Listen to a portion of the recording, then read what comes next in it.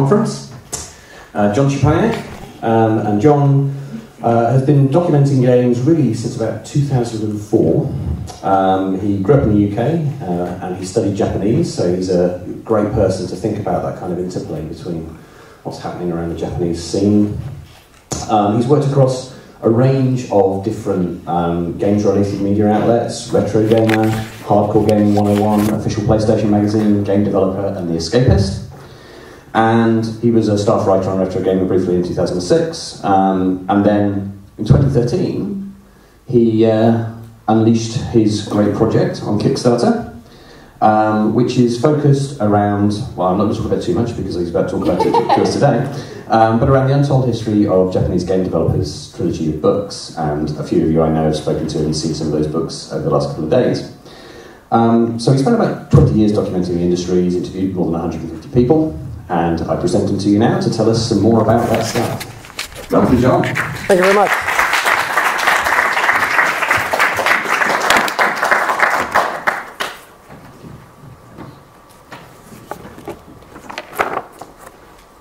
Okay, greetings everyone. Firstly, I would like to thank Professor Alex Wade for inviting me to give this keynote, and everyone I've corresponded with prior to arriving. I hope you all find this interesting.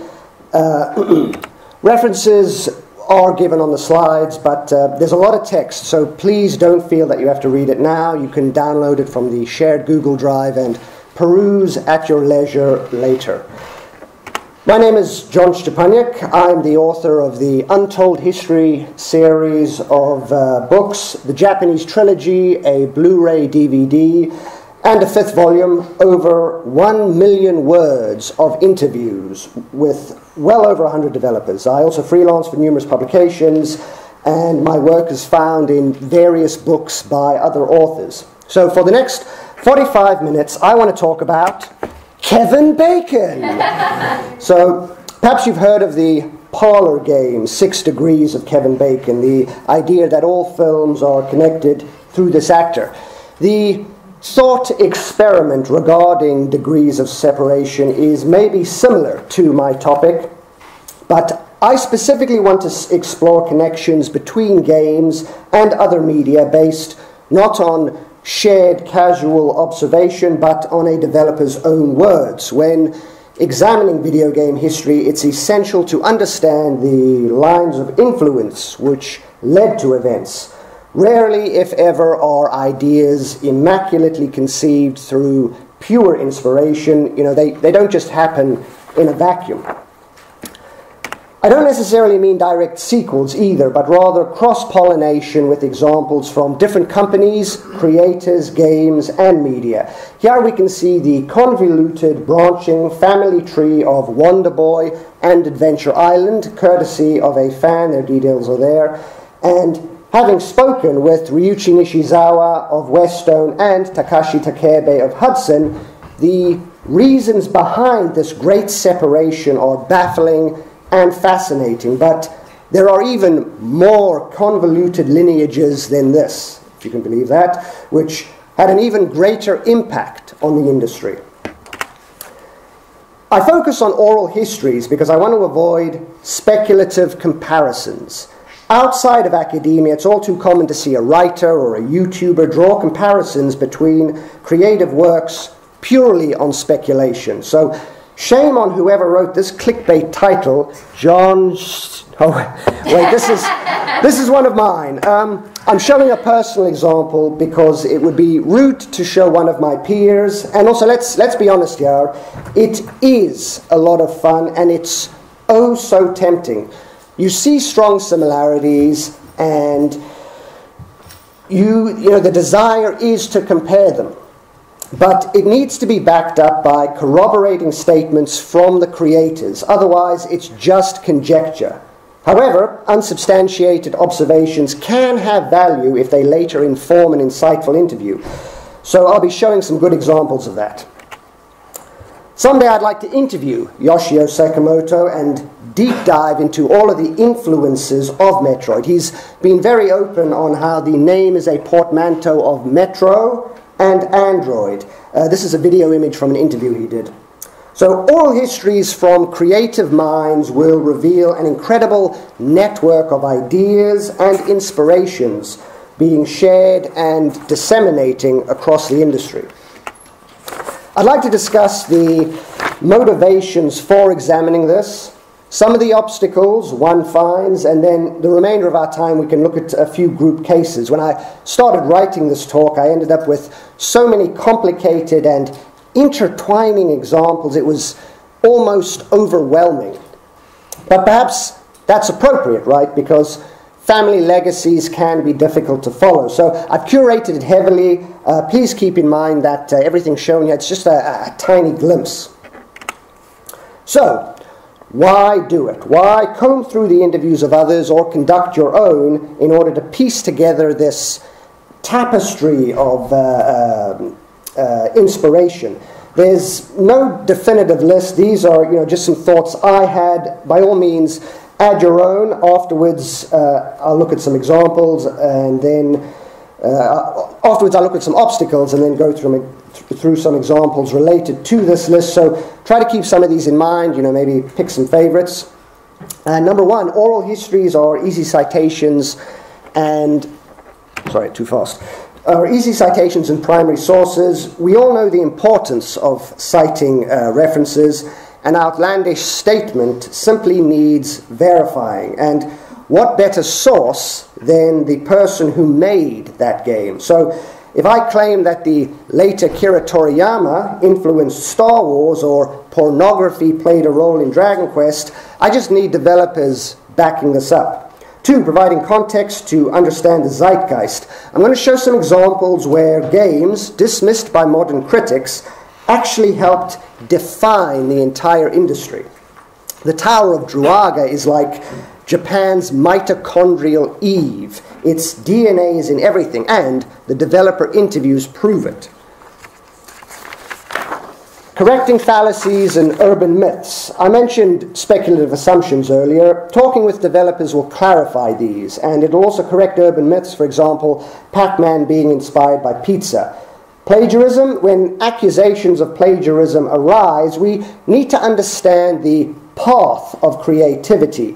There's been a lot of court cases. I'm just going to look at two of them. Seeing how developers come up with ideas will better equip you to make judgments on this. 5, patent trolls. Tracing the invention of gameplay mechanics will hopefully make all of you question the validity of certain patents. If we're discussing the dissemination of cognitive DNA, then patents are the prophylactic hindering the evolution of ideas. Cultural, sociological, psychological insights. You can better understand, for example, why Japanese developers will use medieval settings in RPGs, or cultural phenomenon which are seldom documented, such as Japan's arcade notebooks, or even how the brain functions. I interviewed a neuroscientist regarding pareidolia and how it can lead to creative inspiration. Ascertaining responsibility, proper crediting. The games industry has a serious problem with reliable credits. Charting the origins of games can help with this. 8, people die and our time to analyze is limited. Several of my interviews have since passed away. We need to be more proactive in documenting the inside story. Preservation is not just game data, it's also the memories of the people who made that data. Unknown sequels, shared universes.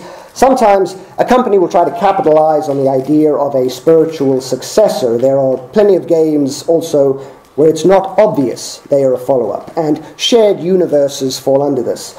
10, spurring creativity, bolstering inspiration. What better method to break a creative block than looking at the myriad of ways that other people came up with their ideas? Okay, so given that we're working with human recollections, there's some important things to be cognizant of. As long as we keep in mind potential obstacles, biases, and the fact that memories are subjective, there is tremendous value and insight to be had from interviews. I'd like to explore a few specific examples with each of these, so when we go through the later anecdotes, you're thinking about them. Accepting that these situations might occur allows one to deal with them. In most cases, it just needs some background knowledge, corroborating dates, some follow-up questions, or maybe an additional interviewee to fill in the gaps. So, ethical approval when contacting interviews. Given that I come from outside academia, I didn't even realize this was a thing. Regina, our keynote from yesterday, kindly described the process for me. I usually just track someone down and I persist until they give me answers. And if you've ever been down the pub with different writers, they'll describe the bizarre methods they've gone to in securing interviews. If you ask me later, I might share some. But obviously, you need to respect the rules of academia, and I encourage everyone to seek ethical approval because these recollections are priceless. Reluctance or embarrassment. I mean, sometimes after a question, the response is reluctance to answer. I was interviewing Kazuma Kujo, the director of Metal Slug, and showed him the image comparing the eponymous tank to Masamune Shirau's Dominion Tank Police, and he denied any connection, stating emphatically, "I cannot answer any further," which was surprising because he'd spoken so openly about taking inspiration from Hayao Miyazaki's book, Daydream Note. As you can see from the quote, perhaps the Tank Police sketch veered a little too far beyond inspiration and maybe into the realm of tracing. Conversely, I had the opposite reaction when speaking with Kujo's colleague, Mitsuo Kodama, regarding Air Duel and Last Resort and their similarities to Akira. He freely proclaimed, "You assume correctly. I am a huge Katsuhiro Otomo fan. I handle the art and I reference the film Akira." This is a really, really great roundtable discussion with IREM staff, by the way. Please check it out. It covers a lot of topics. So you're going to get different reactions, and sometimes it requires a bit of subtlety. Speaking of inspirations, Kujo also revealed that the submarine theme for In the Hunt came about when snoozing on a park bench and hearing a nearby fountain.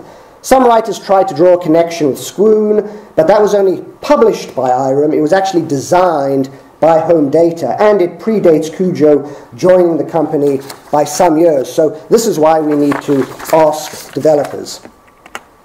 Company pressure. Adjacent to the preceding example are external pressures. Now, I covered the myth of the pizza birth in that article. It's a cute origin story championed by Namco's marketing teams, even though Toru Iwatani himself has leaned away from retelling it when giving talks.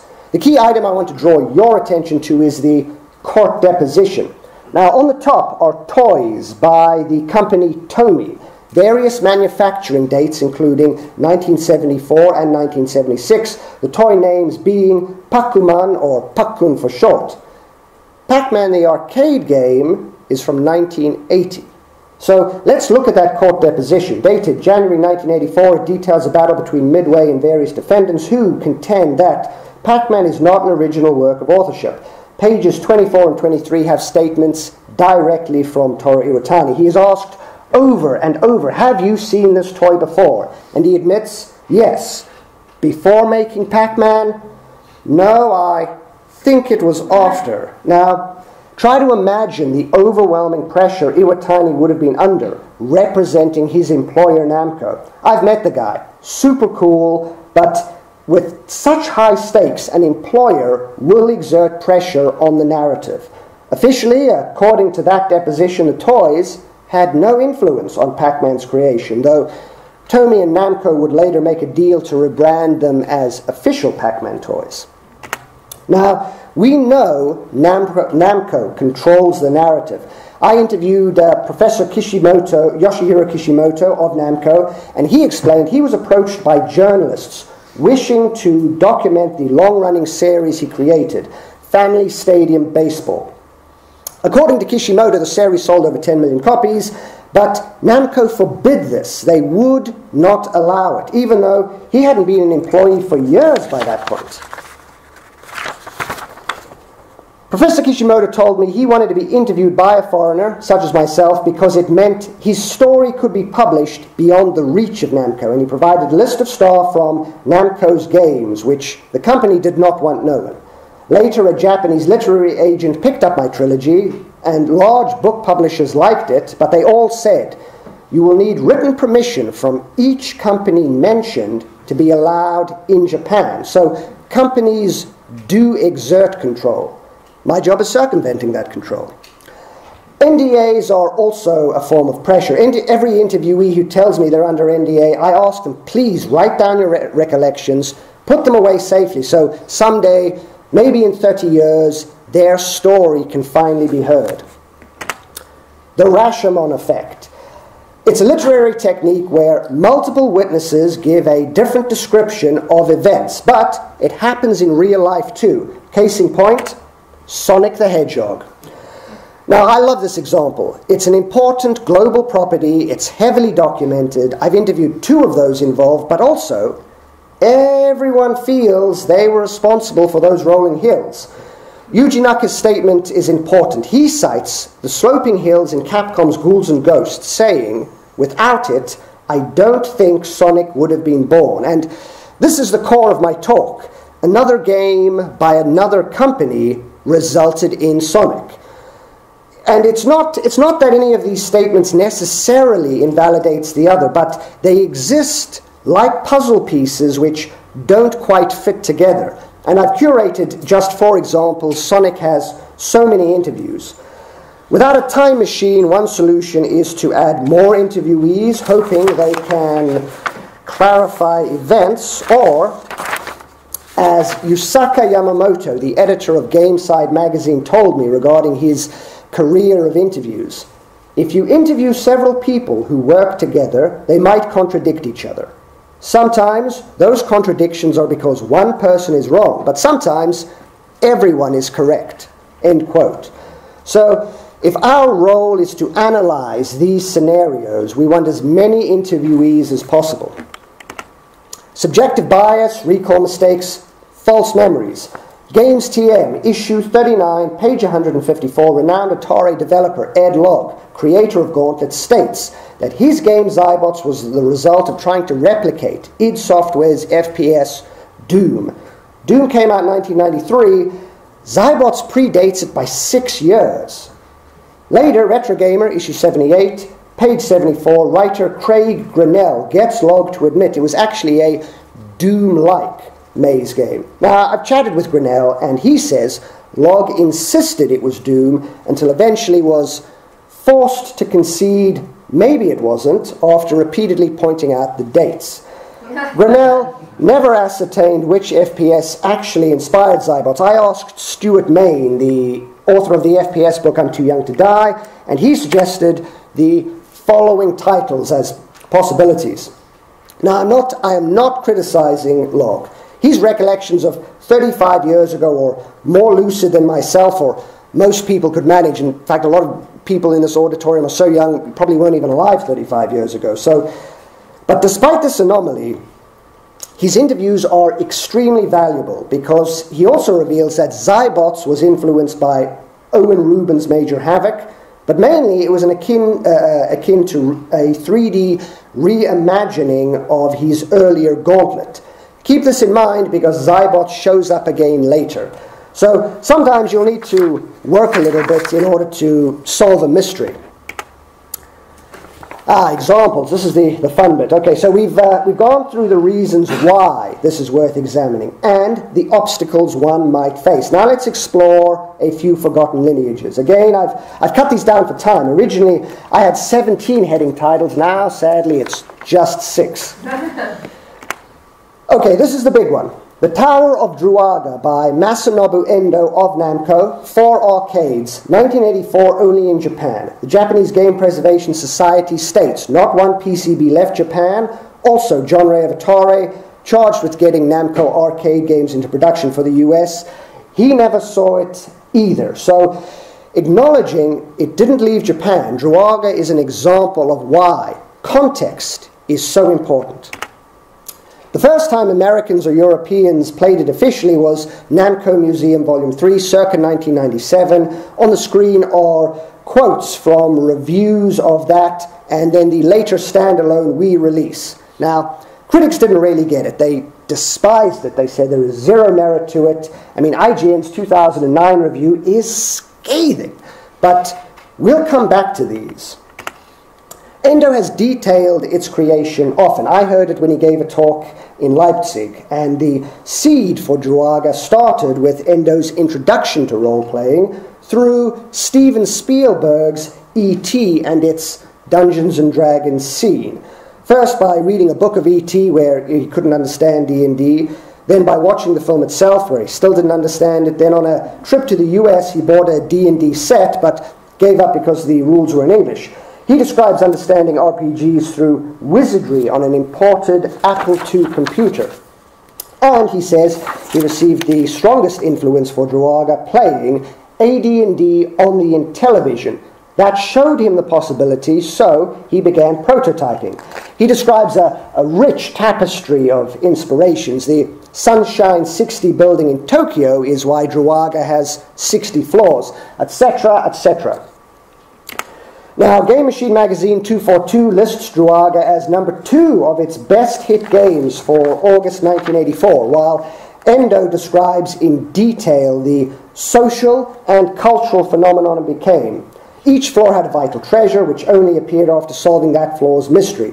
Endo added these puzzles because players liked the mysterious backgrounds in his previous game, Xevious, and this created a community before the internet, where players across Japan shared playing advice in arcade notebooks to solve the obtuse, enigmatic puzzles. Now, I've spoken with several of you, and we've discussed sometimes, the history of a game isn't just the game itself. It's things such as this community which formed around the game.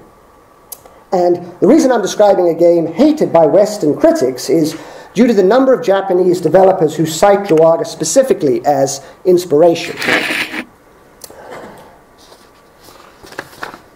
So many industry figures in Japan mention it. There's a long list. This is just a small sample of people who I've spoken to who have mentioned it. It's longer than that.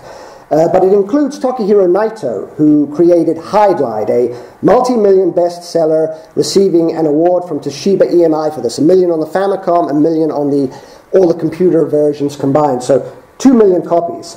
He cited Hank Rogers' The Black Onyx and Endo's Druaga as direct inspirations. Now, Hydlide is one of the earliest games to feature regenerating health, an idea inspired by real life. Later installments of Hydlide borrowed from the Star Wars films. And Hydlide suffered a similar problem to Druaga, as you can see in that column on the far left there. American reviewers compared it negatively to Zelda, despite it predating Zelda by 3 years. And in technology, 3 years is a huge amount of time. Hideo Kojima loved Hydlide so much that it inspired him with Metal Gear Solid 5. So the tweet is right there. So by extension, that too carries the DNA of Druaga. Digging through interview sites such as Shmuplations reveals even more developers directly inspired by Druaga, including Shigeru Miyamoto. This chat he has with Endo is a revelation. Miyamoto loved the arcade game so much, he actually had it in the Nintendo office. Druaga's fingerprints are all over his Zelda titles, with their hidden secrets and little mysteries. And now think about how his series has grown, and think about all the developers who cite Zelda as influencing them. The DNA of Druaga is within all of them. And also, remember those notes Druaga players left for each other in the arcades? Now, to me, that sounds like From Software's Soulsborne series, right? If you've played Dark Souls or, any of the other titles. And I was so convinced of a connection, I spent hours trawling Hidetaka Miyazaki interviews. The closest I got was that on Eurogamer, but his vague answer could mean anything. And while searching, I found other writers felt similarly, but no confirmation quotes. Speculation with no evidence. And then I found it. Throughout this talk, I emphasize oral histories because here is our smoking gun. An interview with Yui Tanimura, one of the directors on multiple Soulsborne entries on a Japanese website, where he says, "When I was a kid, I used to go to the arcade to play Druaga, and I'd swap information with other players. What we have is similar to that, but on a much larger scale." Here it is, proof that Druaga influenced one of today's biggest properties. Not bad for a 3 out of 10 game. Before we move on, this image perhaps best conveys my intention for this talk. Several years ago, a magazine had a Zelda-themed issue, and I was commissioned to write about every similar game which predates it, with developer quotes. I called it Pre-Cambrian Swordplay, little evolution joke. Now, the top row of images shows the chronological order that the games came out in. Notice I correctly put Hydlide before Zelda. Now, this is good. You need to know this to discuss games history, but perhaps more important is the messy flowchart below, based on interview quotes showing how each game directly affected the other. You look at Adventure, Druaga, Saberwolf, Zelda, countless others, and you see games which look similar, and it's valid to highlight each when exploring genre evolutions. But what I want to do is use developer interviews to find actual connections. Endo cites AD&D. Miyamoto cites Druaga. Countless developers cite Zelda. This is highly simplified, obviously. Each game has numerous inspirations poured into it. But also, visual similarities will not necessarily mean a connection. Remember how Naito said Star Wars influenced his Hydlide sequels? I was surprised how often Star Wars films were cited by Japanese developers. Keep in mind that George Lucas has spoken about his many influences, including the Japanese filmmaker Akira Kurosawa, so it all connects. Interestingly, the Star Wars films were not the only influence on the Namco Star Wars game for the Famicom. Perhaps you've heard of it. Darth Vader turns into a pterodactyl. So, speaking with the programmer, Professor Kishimoto, he lamented the difficulty of trying to recreate the films. His team's solution, copy Alex Kidd. And I didn't even realize it before, but speaking with him, it suddenly hit me. It was obvious just how much it borrowed from Alex Kidd. In hindsight, Kishimoto regretted not replicating Namco's earlier Star Luster. I also met the creator of Alex Kidd, Kotaro Hayashida, and he revealed the whole thing started as an official Dragon Ball license, but the license fell through, and so his team was forced to finish it as an original mascot property for Sega. I wouldn't have guessed this, and he said it had never been revealed before. So I searched online in case maybe a colleague of his had revealed it.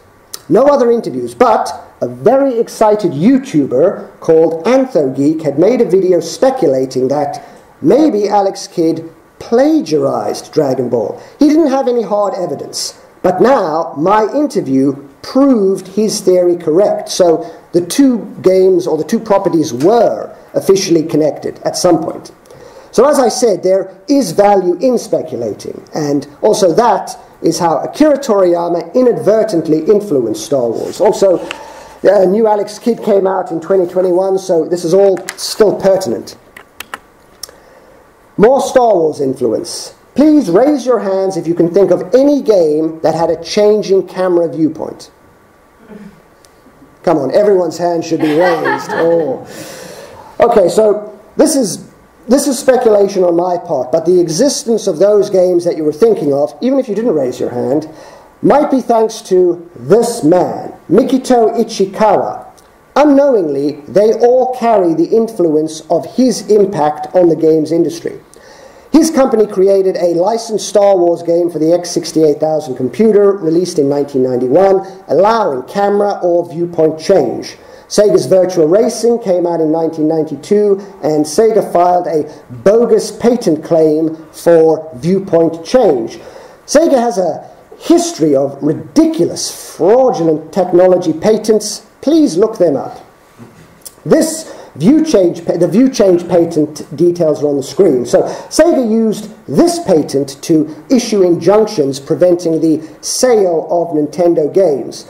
Ultimately, Nintendo, Sony, and other companies came together to oppose the patent, citing Ichikawa's game, and he testified to this effect. When I interviewed him, Ichikawa explained he didn't even think you could patent such an idea. As he says, sports broadcasts show different viewpoints, right? So he was influenced by TV. I talk about forgotten family lineages, and this game feels like an unknown ancestor in the 3D revolution. Ichikawa cites restrictive Japanese patents for why Japan fell behind Western developers. Mark Gallagher took DMA Rockstar to court over Grand Theft Auto. In 1993, Mark attended a job interview at DMA, giving them an Amiga demo of Crime Inc., a game with a top-down perspective where you commit crimes. They kept the demo. He didn't get the job. In 1997, DMA released GTA, a top-down game where you commit crimes. So ultimately, they settled out of court, and Mark details the saga on his website. Opposition lawyers applied pressure, so he's altered the names, but I spoke with him. He's happy to be contacted, and he provided me with the uncensored account showing the original names. It's a very convincing argument because the Crime Inc. demo is out there. You can play it today, while arguments from GTA staff refuting the claims are weak, saying GTA naturally evolved from a racing game. But court cases are scary. I faced off 4, and although Mark settled, it would have been interesting to see a full trial. Now, there's an important difference between a company like Sega trying to own something as fundamental as camera control and DMA playing Mark's demo of Crime Inc. and replicating his intellectual property for themselves to the tune of billions. So now we've slipped into the field of law now, but the history of games is built upon such scenarios, trying to define what can or should be protected, who conceived an idea first, and what exactly led up to its creation. Let's examine Arcade Shinobi from 1987 and Batman. So now imagine if Rolling Thunder and American Ninja movies had a baby. That's sort of what happened, as you can see from this quote by Shinobi's creator, Yutaka Sugano. The ninja movie craze leading up to Shinobi's release is convoluted. Film historian Rob Hill does a good job summarizing it in that video. He estimates nearly 100 proper ninja movies made as part of the craze between 1981 and 1986. Films for an American audience by American studios. Now, think about this. An American interpretation of Japanese history, which was then exported back into Japan to great success, very popular, where it influenced the creation of Shinobi based not upon domestic history, but Hollywood's fantasy of it. Sugano observed this tidal wave of popularity in Japan. Shinobi was also inspired by Sugano's love of Rolling Thunder, and he infused it with American icons like Spider-Man and Marilyn Monroe to further increase its appeal. It was so popular that it saw 14 home conversions and at least 12 sequels or spin-offs, according to Hardcore Gaming 101. Sega also announced a reboot last December. Sugano didn't work on those sequels, though. For him, Crackdown is his true sequel to Shinobi, replicating the gameplay in a top-down view, but borrowing the screen layout, map, and multiplayer from Zybots. Recall how Ed Logg started Zybots by turning Gauntlet 3D, so Sugano made it 2D again, and thus Crackdown resembles both Zybots and Gauntlet. There's a photo from that day. Sugano on the left, Outrun producer Yoji Ishii on the phone to Kotaro Hayashida, and Sonic the Hedgehog creator Naoto Oshima looking dejected. That might be my fault. I had been asking how Sega was stealing IP ownership from its staff. Did you know, despite creating Sonic, his name is not even mentioned anywhere in the credits for the 2 Sonic movies, which together grossed $725 million. Anyway, let's discuss that time Shinobi hooked up with Batman. Enter Masaki Kukino, a self-proclaimed Batmaniac. He traveled from Japan to America just to watch the first Tim Burton movie. He also persuaded Konami to allow him to make a movie tie-in. Work began borrowing the timing action formula of Shinobi, mixed with Batman, vehicle stages, and licensed music. It's ingenious when you think about it, because Batman patrols gritty urban environments just like in Shinobi, so it translates well.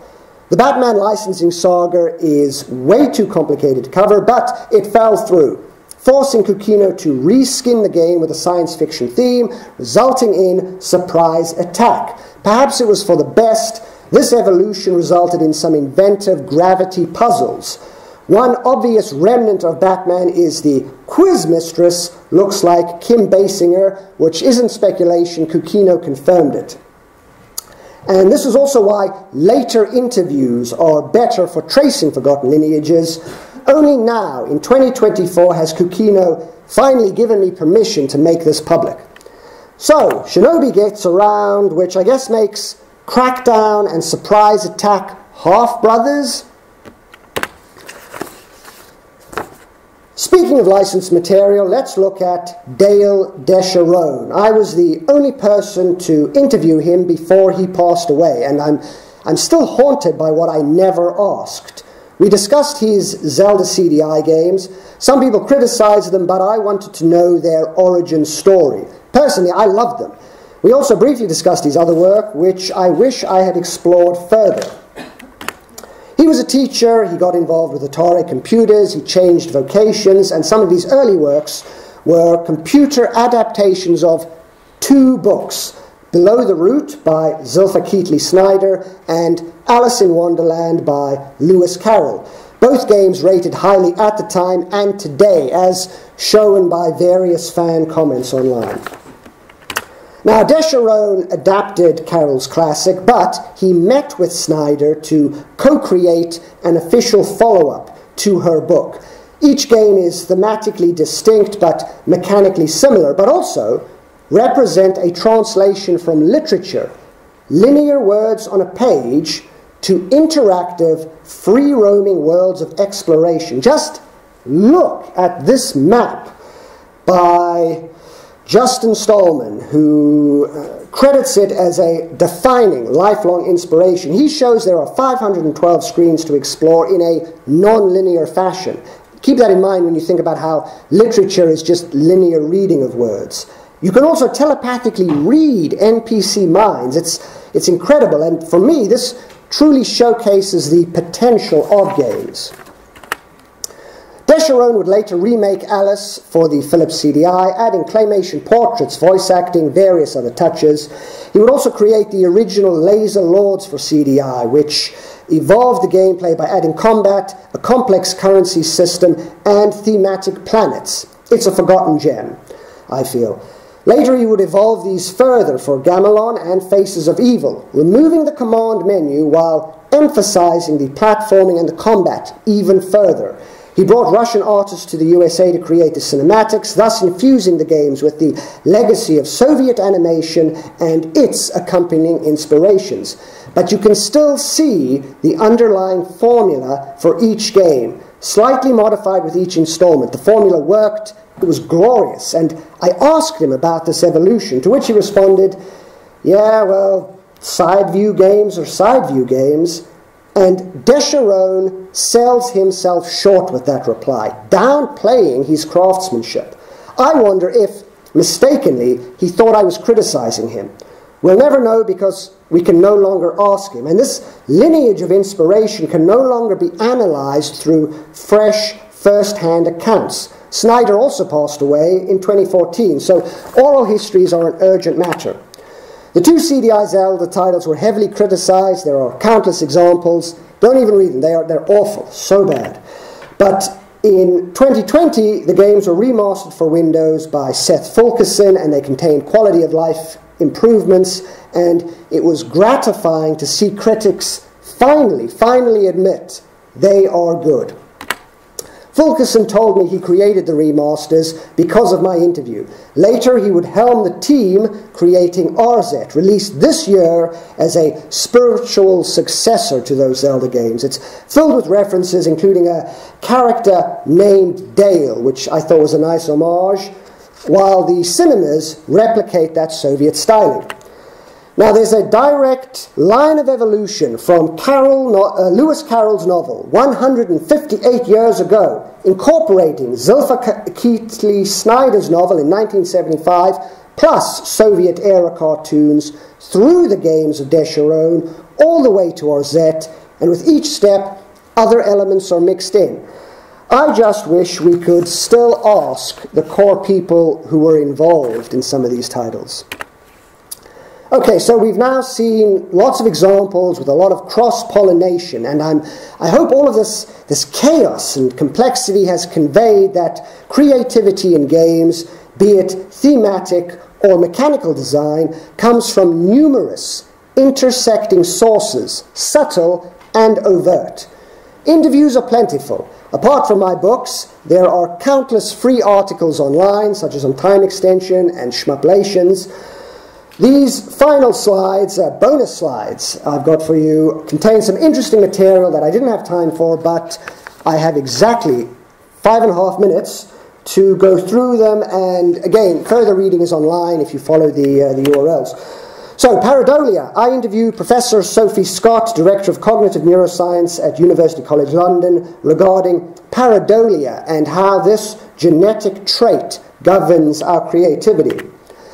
Why do so many Japanese RPGs take inspiration from medieval folklore and fantasy? It's thanks mainly to Wizardry, Ultima, and imported Apple II computers. Konami patents. Konami had a patent on invisible walls. Now, the online documents went missing, so if you get the files off the Google Drive, please make use of the images which I managed to salvage. Masayuki Suzuki explains why assault suits and front mission share a universe. These games are brothers, he exclaims.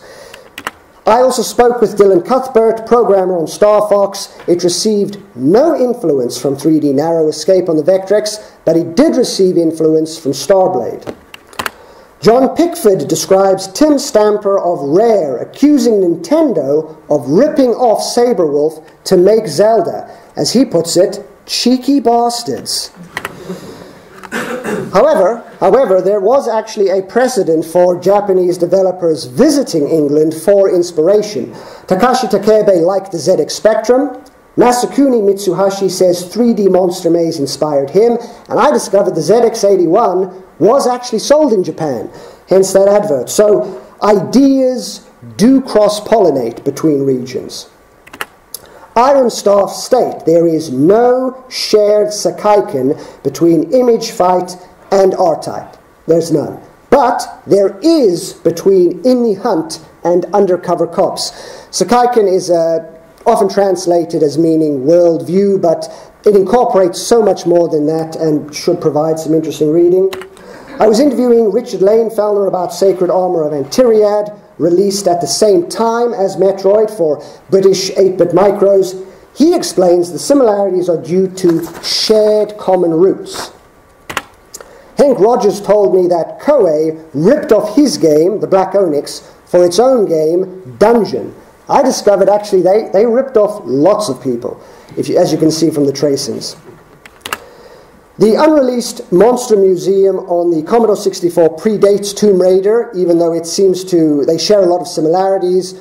The developers for Monster Museum emphatically state they don't believe Tomb Raider took any inspiration because obviously their game was unreleased. So there will be examples like this. But also, Simon Phipps describes giving Toby Gard his Tank Girl comics, which inspired Lara. And finally, Yuji Horii cites Wizardry as inspiring Dragon Quest, but first he prototyped the gameplay in an erotic adventure, while his programmer Koichi Nakamura describes copying the menu system for Macintosh computers. And if you're interested in Japanese erotica, that article's got you covered. Thank you very much, everyone. That's all I've got.